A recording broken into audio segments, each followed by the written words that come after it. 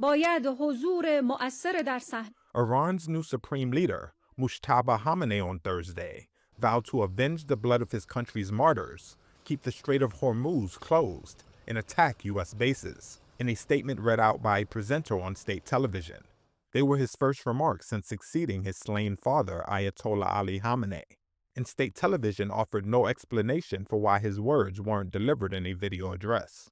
So far, no images have been released of him since the U.S.-Israeli strike that killed his father. باید استفاده شود. The statement said that, quote, the leverage of blocking the Strait of Hormuz must continue to be used. The strait runs past Iran's coast and supplies a fifth of the world's oil. 2 tankers were attacked in an Iraqi port on Thursday after a strike by suspected Iranian explosive-laden boats. It's a step up in attacks that have cut off oil from the Middle East, and it defied U.S. President Donald Trump's claim to have won the war he launched 2 weeks ago.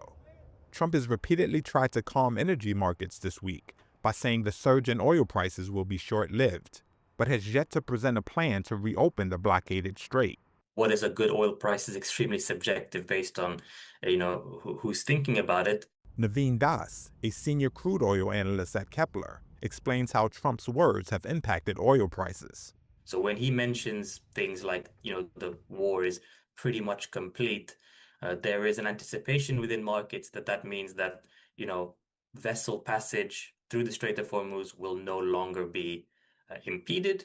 When he changes the rhetoric, or when, the Iranian regime really inflames the rhetoric some more, it sort of suggests that there's going to be more escalation, more attacks, which means, greater threat to oil and gas-related infrastructure, which then also means knocking out supply and pushing oil prices higher. On Thursday, Trump said the United States profited from higher oil prices, but that his priority was stopping Iran from obtaining a nuclear weapon. The war that began with a U.S.-Israeli bombing campaign at the end of February has so far killed around 2,000 people and caused what the International Energy Agency describes as the biggest disruption to global energy supplies in history.